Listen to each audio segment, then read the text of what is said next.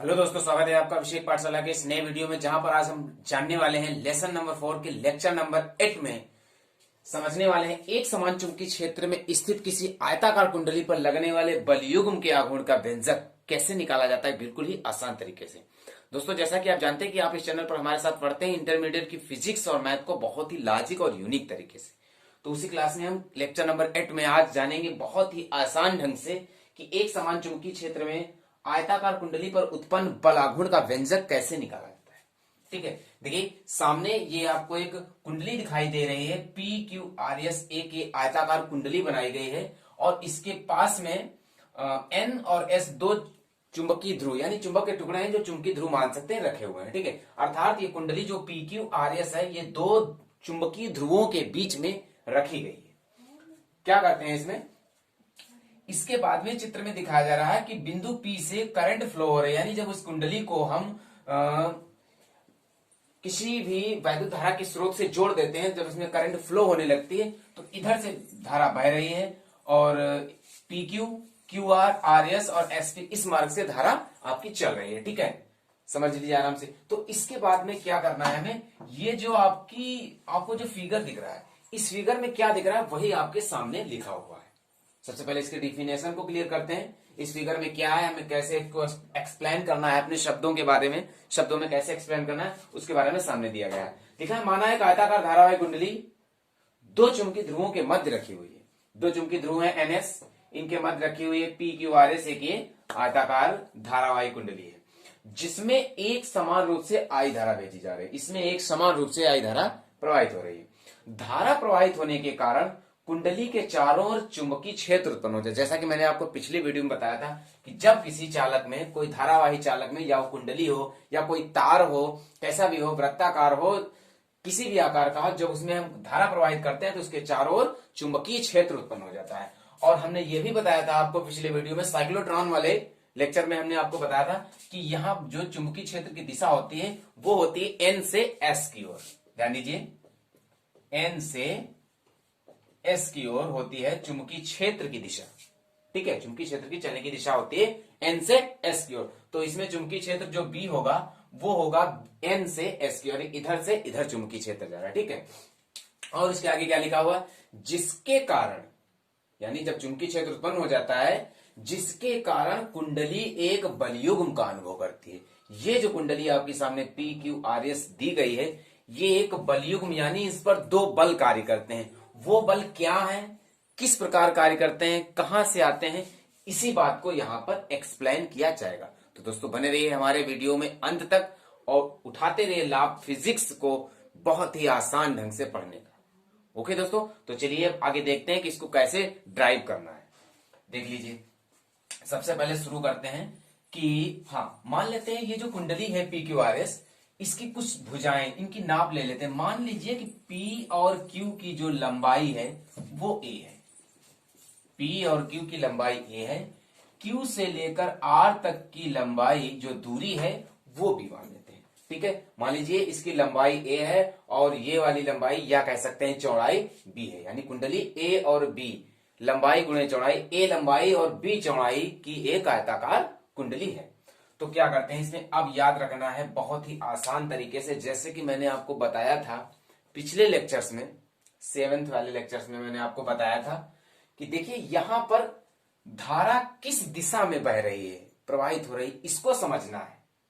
क्यों, इसकी क्या आवश्यकता है, इसकी आवश्यकता यह है कि जब किसी वृत्ताकार या आयताकार कुंडली पर या कुंडली में वैद्युत धारा प्रवाहित होती है तो उसके चारों ओर चुंबकीय क्षेत्र उत्पन्न हो जाता है। और इसी चुंबकीय क्षेत्र के कारण यहां पर क्या लिखा है, जब चुंबकीय क्षेत्र उत्पन्न हो जाता है तो उसी के कारण कुंडली पर दो बल कार्य करते हैं। क्या कार्य करता है, बल युग्म, यानी बलों का जोड़ा, दो बल इस पे कार्य करते हैं। वो बल कैसे कार्य करते हैं, कितने होते हैं, उनका मान क्या होता है, यही बात आपको यहां पर समझना है। तो चलिए देखते हैं कैसे निकालेंगे। यहां पर हमने आपको पिछले लेक्चर में बताया था हैंड के नियम से, हैंड से रखेंगे और उसको जानेंगे।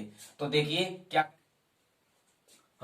जैसा कि आपने पिछले वीडियो में देखा है कि धारा से चुंबकीय क्षेत्र की ओर चलना होगा, हमें धारा से चुंबकीय क्षेत्र की ओर चलना होगा। क्यों, बल को निकालने के लिए कि इस कुंडली पर एक बल कार्य करेगा। इस कुंडली पर एक ताकत लगेगी, एक बल कार्य करेगा। कैसे, देख लीजिए। ऐसे हम धारा की दिशा में उंगलियां कर देते हैं, ठीक है। धारा की दिशा में हमने ऐसे उंगली की और इसे ले चलना है चुंबकीय क्षेत्र की दिशा में। देख लीजिए, मान लीजिए कि ये धारा की दिशा है और ये चुंबकीय क्षेत्र की दिशा है, ठीक है। इससे नहीं हैंड होगा, चलिए देख लेते हैं इधर। ये ऐसे हमने अपनी उंगलियों को किया है, किसकी दिशा में, धारा की दिशा में। चुंबकीय क्षेत्र किधर है, इधर है, इधर हमें चलना है। तो जब इधर चलना है तो जब उंगलियों को अपने इधर ऐसे ले जाएंगे तो अंगूठे पर ध्यान देना है। ऐसे हमने उंगलियां कर रखी, धारा की दिशा में, चुंबकीय क्षेत्र की दिशा में चलना है। तो जब ऐसे धारा की दिशा में उंगलियों को करके चुंबकीय क्षेत्र की दिशा में चलेंगे तो अंगूठा ऐसे घूमेगा, किधर को, अंदर की ओर। अंगूठा क्या होगा, चालक पर लगने वाले बल की दिशा को बताता है। क्या बताता है, चालक पर लगने वाले बल की दिशा को। तो देखिए, इस पर जो PQ भुजा पर बल लगेगा वो कैसा लगेगा, अंदर की ओर। और बल का क्या होता है, चुंबकीय किसी धारावाही वृत्ताकार या किसी धारावाही चालक पर लगने वाला जो बल होता है, चालक हो, कुंडली हो, तार हो, कुछ भी हो, वो जो बल होता है वो होता है F बराबर IBL इंटू साइन थीटा। ये होता है बल। तो अब देख लीजिएगा कि P और Q पर कितना बल लग रहा है। जैसा कि मैंने आपको बताया कि धारा की दिशा में अंगुलियों को करेंगे और उसे ले चलना है चुंबकीय क्षेत्र की दिशा में। चुंबकीय क्षेत्र इधर है, धारा की दिशा उधर लंबवत है, चुंबकीय क्षेत्र ऐसे है। तो जब ऐसे से हम ऐसे ले चलेंगे तो अंगूठा ऐसे घूमेगा, यानी इस पर जो बल लगेगा वो किधर को लगेगा, अंदर की ओर लगेगा, इस पर PQ पर। तो FPQ यहां पर लिखेंगे, वो क्या होगा, देखिए लगा देते हैं मान। इसमें IBL इंटू साइन थीटा दिया गया है। I कितनी है, PQ दिशा में धारा है I, तो यहां होगा I इंटू B क्या है, इसका चुंबकीय क्षेत्र है जो कि B रहेगा। और L क्या है, L इसकी लंबाई है। तो P से लेकर Q तक की लंबाई है A, तो इसलिए यहां पर रहेगा A into sine theta. Theta कितना है इसमें, PQ दिशा में थीटा कितना है, इसको देख लेते हैं ध्यान से। देखिए, इधर धारा की दिशा है ऐसे और चुंबकीय क्षेत्र की दिशा है ऐसे। ये एक दूसरे के ऐसे लंबवत है। तो जब एक दूसरे के लंबवत होंगे तो इनके बीच का कोण कितना होगा, 90 डिग्री। यहां पे कितना लगा देंगे, 90। तो ये आपका निकल आएगा FPQ दिशा में जो बल निकलेगा वो IAB, साइन 90 बन होता है, IAB निकल आएगा। यानी PQ भुजा पर जो बल लग रहा है PQ पर, वो निकलेगा IAB, ठीक है। इसके बाद में अब निकाल लेते हैं कि QR पर कितना बल लगेगा। ये जो चुंबकीय क्षेत्र है ना, ये अपने इस आयताकार कुंडली के चारों भुजाओं पर बल लगाता है। चुंबकीय क्षेत्र जो है ये B, ये इस वृत्ताकार कुंडली पर क्या लगाता है, बल लगाता है, ठीक है। वही बल हर भुजा पर कितना लग रहा है वही आपको निकाला जा रहा है यहाँ पर। तो FPQ भुजा पर निकल के आया बल IAB। इसके बाद में बात कर लेते हैं QR पर कितना बल निकलेगा, देख लीजिए। FQR पर बल निकलेगा IBL इंटू साइन थीटा, वही फॉर्मूला होगा। IQR पे I ही है, B कितना है, B तो B रहेगा। L कितनी है, लंबाई है, इसकी जो L लंबाई है वो क्या है, B इंटू साइन थीटा कितना है, यहां पर इस भुजा पर थीटा कितना है, ध्यान दीजिए। थीटा इस पर होगा, देखिए धारा की दिशा इधर है ऐसे और चुंबकीय क्षेत्र की दिशा भी इधर है। दोनों की दिशाएं सेम है, एक जैसी, बिल्कुल समांतर है। तो जब समांतर होंगी तो इनके बीच का कोण क्या होगा, 0 अंश। बीच का कोण 0 अंश होगा। तो अर्थात जो FQR पर बल निकलेगा वो साइन 0 का मान 0 होता है, पूरा 0 होगा। कहने का मतलब है जो चुंबकीय क्षेत्र है वो QR पर कोई भी बल नहीं लगाएगा। ओके, अब बात कर लेते हैं RS की।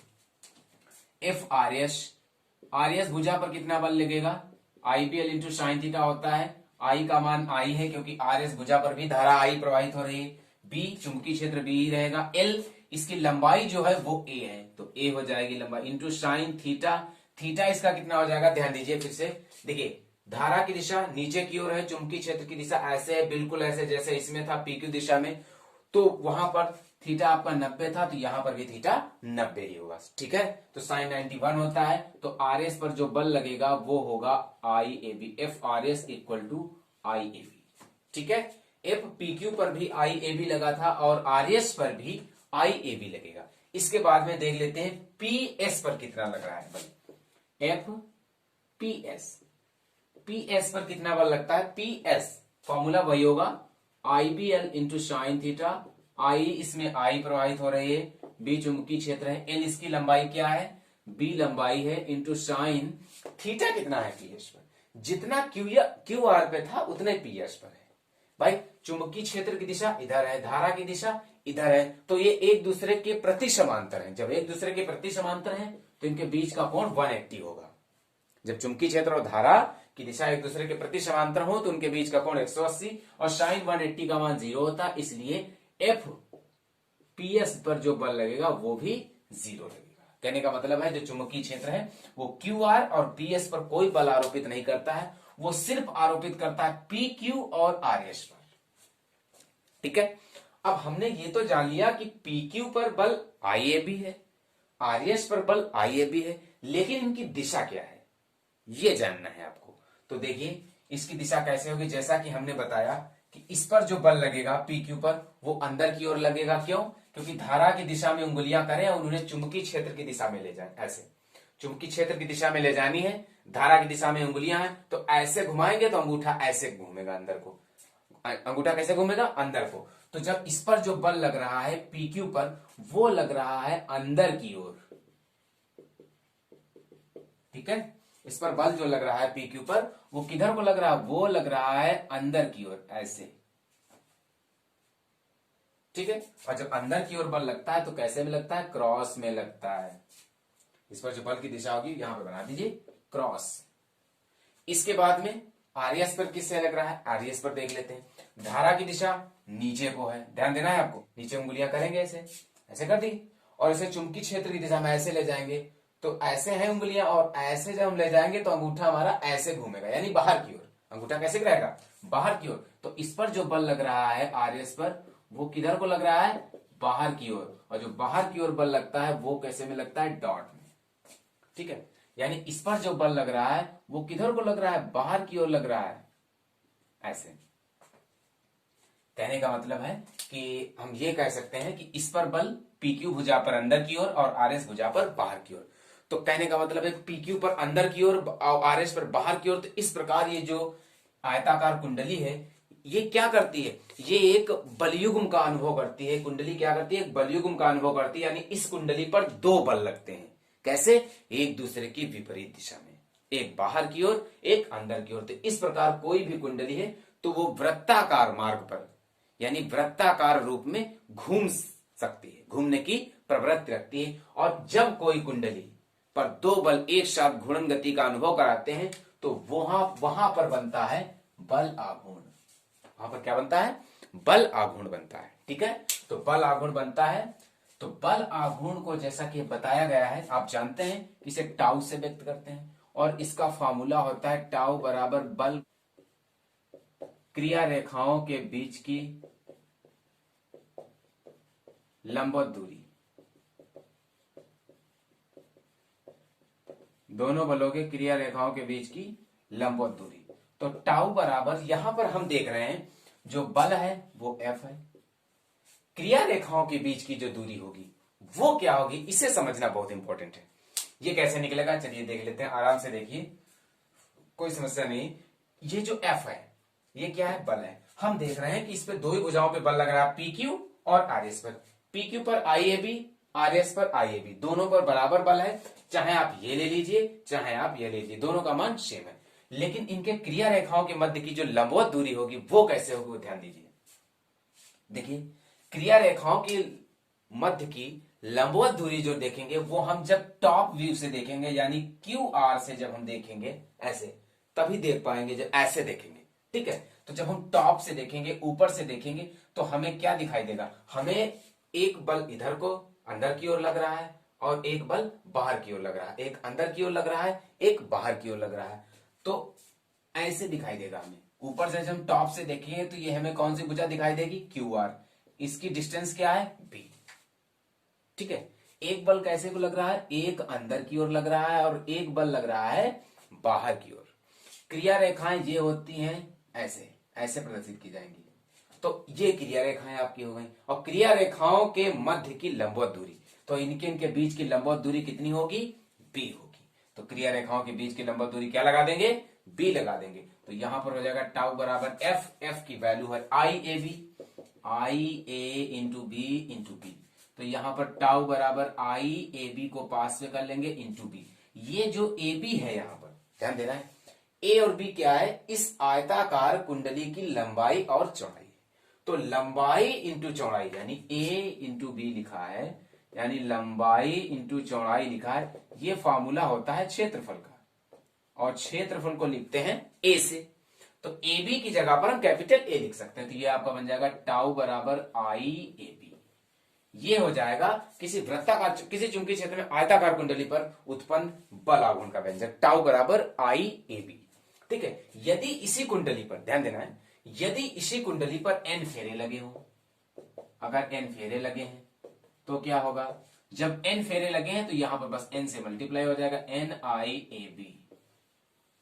ये हो जाएगा कि एक समान चुंबकीय क्षेत्र में आयताकार कुंडली पर उत्पन्न बल आघूर्ण का व्यंजक tau equal to N I A B, जहां पर एन कुंडली में लगे फेरों की संख्या है, आई कुंडली में एकांक प्रवाहित हो रही धारा है, ए कुंडली का क्षेत्रफल है, और बी कुंडली के चारों ओर उत्पन्न चुंबकीय क्षेत्र है, तथा टाउ कुंडली पर लगने वाले उत्पन्न होने वाले बल आघूर्ण का मान। ओके, तो ये रहा आपका व्यंजक, एक समान चुंबकीय क्षेत्र में आयताकार कुंडली पर उत्पन्न बल आघूर्ण का व्यंजक। तो दोस्तों कैसी लगी क्लास, हमें कमेंट करके जरूर बताइएगा।